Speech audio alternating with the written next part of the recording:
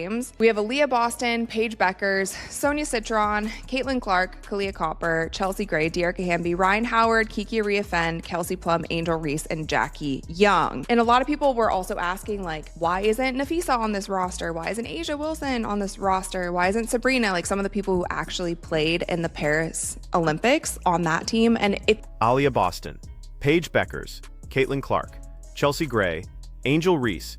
That's the roster that just got announced for the 2026 World Cup qualifying team. And immediately, the discourse started. Why isn't Asia Wilson on this roster? Where's Sabrina Ionescu? Why is Breanna Stewart missing? The comments flooded in within minutes of the announcement, and it reveals something fascinating about how fans still don't understand how international basketball actually works. Cup. Not every player, not all of the top tier players play in every world event. I can imagine that Asia will just not participate in World Cup. She doesn't have to. She probably will only participate when another Summer Olympics rolls around, like in Los Angeles next time. The first thing that stood out to me about this roster is it's really guard heavy. I think the only post players that we have are Aaliyah Boston, Dearica Hamby, Kiki Riafen, and Angel Reese. Here's what most people missed. This isn't the Olympics. World Cup rosters operate on a completely different system. Top-tier players like Asia Wilson don't play in every single international event. They pick and choose. Asia dominated at the Paris Olympics in 2024, averaging over 20 points per game. She's earned the right to skip World Cup qualifiers. Sabrina's in the same boat. These aren't snubs. These are strategic decisions by veteran players who've already proven everything on the international stage. But that's not the story people want to hear. They want controversy.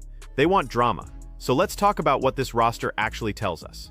On the show, I loved her interview. I love Kara Lawson. I've been watching her. Well, I was a fan of her when she played in college at Tennessee. And so I've always loved Kara. And I think that she is a great coach and will be great for this role. But Natalie Nakase, Nate Tibbetts, and Stephanie White will also serve as assistant coaches. And Jose Fernandez, Tia Jackson are stepping in as the scout coaches. So you have some of the top coaches in the WNBA who are acting as assistant for Kara Lawson. It will definitely be super interesting to see the kind of lineups that they put together. Guard heavy.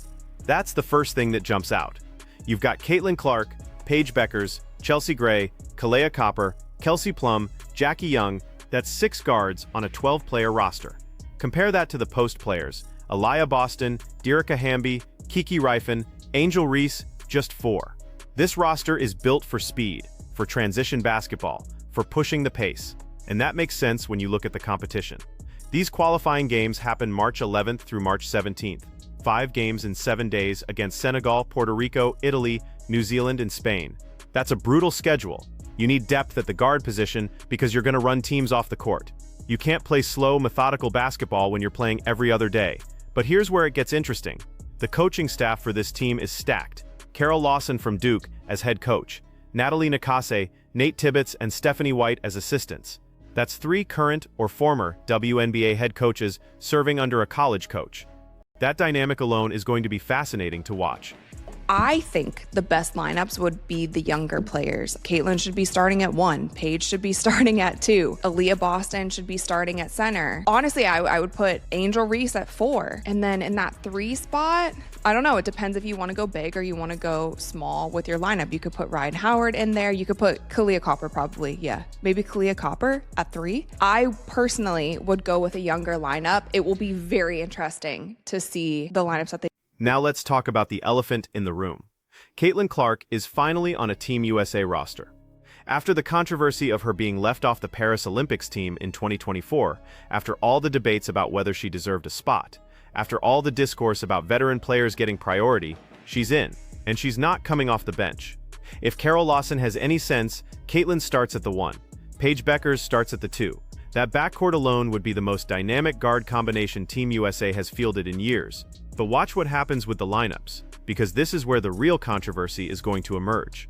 Do you start Chelsea Gray, a proven winner with championship experience, or do you go with youth and let Caitlin run the show?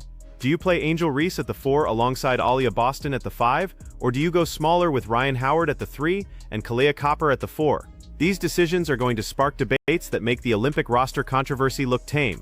Sure, the discourse around WNBA Twitter will be very civil. Not. Somebody's going to be mad. Somebody's going to be mad whether Chelsea Gray is starting or whether Caitlin Clark is starting.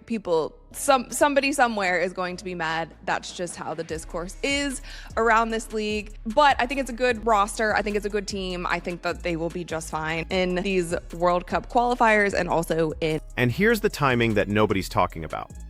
These World Cup qualifiers happen in March. Mid-March, right when the WNBA season is supposed to start. Except there's a problem. The CBA negotiations are still ongoing. And as of right now, there's a real possibility that the WNBA season gets delayed. So you're going to have these 12 players representing Team USA in international competition while their domestic league is in the middle of a labor dispute. Think about that dynamic. They're supposed to be focused on winning games for their country while simultaneously wondering if they're going to have jobs to come back to. That's not a distraction, that's a crisis. Stuff. We don't really have any real updates. I'm just going to start there. Nothing is confirmed. We don't truly know anything new. All we have is some quotes from some players. The last time I updated you guys, I told you that the WNBA did return to the players and counter their proposal. And we really haven't heard anything substantial. Like, we don't know if the players came back, if they're doing a counter proposal. Like, we just don't know. And at this point, I'm tired of it. I'm over it. I just want to see what happens. But there was an article that came out where a reporter interviewed some of the players that play for Athletes Unlimited, and they asked them about the WNBA CBA, because like we've talked about a million. Let's talk about where these CBA negotiations actually stand, because the updates have been frustratingly vague. The last concrete information we got was that the WNBA submitted a counter-proposal to the players. That was over a week ago. Since then, nothing. No confirmation that the players responded. No indication that another meeting is scheduled. Just silence. And that silence is telling. When negotiations are going well, both sides leak positive updates. They want fans to know progress is being made. When negotiations stall, you get what we're seeing now. Anonymous quotes from players at Athletes Unlimited saying they're kind of getting greedy, or that they're only 5 out of 10 confident there will be a full season. Those aren't the words of people who think a deal is close. Definitely varying opinions from the players on if they should sign this current offer that the WNBA presented, if they should wait for, I think my doorbell just rang. Hold on a second. Oh my gosh, you guys, that's so funny. I never answer the doorbell if I don't know who it is, but I just went and looked and it was these 2 little kids and they're like leaf blowing for people in the neighborhood. So adorable. So they're out there leaf blowing for me and I'm going to give them some cash after I finish filming this episode. Anyway, so they went and interviewed some of the players who were at Athletes Unlimited, and I just want to read to you guys some of these quotes. You might have already. Here's what one anonymous player told reporters at Athletes Unlimited, and this quote is crucial. "I feel like we're asking for a lot. I know we deserve it, but at the same time, it's kind of like we're kind of getting greedy. We're doing a lot of asking. I feel like we need to do a lot of doing." That's the first time we've heard a player publicly suggest the union might be overreaching. Every other quote up until now has been about solidarity, about standing firm, about not backing down. But this player is saying something different. They're saying the players need to prove they're worth what they're asking for before they get it. And that perspective is going to cause fractures, because you've got veteran players like Breanna Stewart, who are all in on pushing for maximum revenue sharing. They've already proven their value. They've already won championships and Olympic gold medals. They don't need to prove anything. But younger players who haven't established themselves yet, they might be more willing to take a smaller deal now and negotiate for more later. That divide is real, and it's growing. She said, "I'm feeling better. I'm feeling like the owners are finally really acknowledging and being receptive of what we want, the players as well. We all had to kind of put our business hats on and get into that mindset. I'm hoping we can get this done quickly so we're not late on the season start. That's the thing I've been telling them, is now that we're a part of the revenue sharing model, you miss games, it's just less money. That's not to say that we should submit and just say yes to any proposal that we don't like, but this is a business now and this is how businesses go." Breanna Stewart tried to put a positive spin on things. She said she's feeling better about negotiations, that owners are finally really acknowledging and being receptive to player demands. But then she said something that undercuts her own optimism. "I'm hoping we can get this done quickly, so we're not late on the season start." Hoping, not expecting, not confident, hoping. And then she added this: "Now that we're part of the revenue sharing model, you miss games, it's just less money." That's not to say we should submit and just say yes to any proposal that we don't like. But this is a business now, and this is how businesses go. That's Breanna Stewart. one of the most prominent voices in these negotiations, essentially admitting that missing games costs everyone money. She's laying the groundwork for accepting a compromise. She's preparing fans for the possibility that the players don't get everything they're asking for. So here's where we actually are. It's mid-February. The WNBA season is supposed to start in May. That gives both sides roughly 10 weeks to finalize a CBA, get it ratified, and prepare for the season. But training camps need to start in April. Free agency needs to happen before that. The draft is in April. All of these events require a finalized CBA, and we're not close. When reporters asked players at Athletes Unlimited to rate their confidence in a full season on a scale of 1 to 10, the average was 6.1. The most common answer was 5. That's a coin flip. That's players saying they genuinely don't know if they're going to have jobs in 3 months. Compare that to where we were in January. Back then, players were confident. They were unified. They were talking about how strong their position was. Now they're hedging. Now they're giving anonymous quotes about being greedy. Now they're rating their confidence at 5 out of 10. That's not progress. That's regression. And it suggests the WNBA's counterproposal was significantly worse than what players expected. Here's what we know about what the players originally asked for. They wanted 50% revenue sharing. They wanted elimination of the salary cap. They wanted full free agency after 4 years instead of 6. They wanted increased minimum salaries and better benefits for retired players. Those were the big asks. The WNBA came back with something less. We don't know the exact numbers because neither side has leaked them, but based on player reactions, it's clear the league didn't agree to 50% revenue sharing. They probably offered something in the 30 to 35% range. They probably kept the salary cap with some modifications. They probably moved on free agency from 6 years to 5 instead of 4. In other words, the WNBA met the players partway, not all the way. And now the players have to decide if partway is good enough. This is where Breanna Stewart's comment about missing games becomes crucial, because she's right. If players hold out for everything they want, and the season gets delayed, they lose money. Significant money. The new media rights deal brings in $200 million per year, starting this season. Every game that doesn't happen is revenue that evaporates. And under revenue sharing, that comes directly out of player paychecks. So the calculation becomes simple. Is it worth losing 10% of the season to get an extra 5% revenue share? Is it worth missing a month of games to get free agency after 4 years instead of 5? These are real trade-offs with real financial consequences. And this is where the divide between veteran players and younger players becomes critical. Veterans like Breanna Stewart made their money overseas. They have endorsement deals. They have financial security.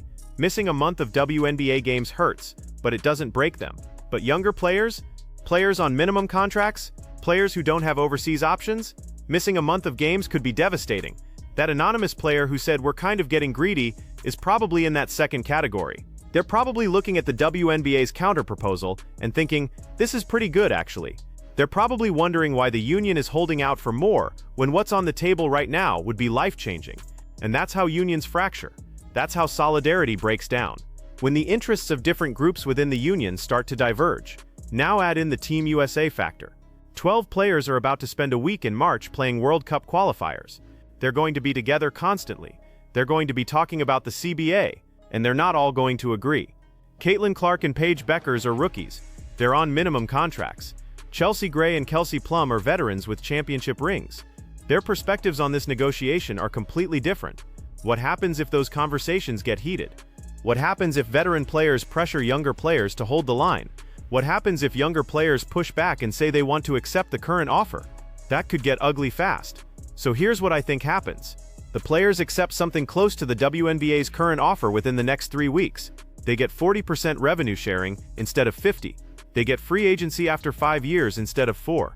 They get increased minimums and better benefits. It's not everything they wanted, but it's significant progress. And most importantly, it gets the season started on time. But the cost of this negotiation is going to linger. The fractures within the union are real. The divide between veterans and younger players is real. And the resentment toward players who publicly question the union's strategy is going to be real. That anonymous player who said we're kind of getting greedy, they're going to catch heat for that quote. Guaranteed. Because in union negotiations, you don't break ranks publicly. You don't give the other side ammunition. And that quote is ammunition. The WNBA can point to it and say, see, even your own players think you're asking for too much. That weakens the union's position. That makes it harder to hold the line. And that player knows it. Which means they said it anyway because they genuinely believe it. So the question becomes, how many other players feel the same way but aren't saying it publicly? How many players are quietly hoping the union just accepts the current offer so they can get back to basketball? We don't know, but based on that 6.1 confidence rating, it's more than a few. This CBA negotiation was supposed to be the moment where WNBA players finally got the respect and compensation they deserve, and in many ways, it still will be. Whatever deal gets signed is going to be significantly better than the current CBA. Players are going to make more money. They're going to have more control over their careers. That's progress. But it's not going to feel like a victory. It's going to feel like a compromise. And compromises leave everyone slightly dissatisfied. The players are going to wish they got more. The owners are going to wish they gave less. And fans are going to be left wondering what could have been if both sides had been willing to push harder or give more. That's the reality of labor negotiations. Nobody gets everything they want.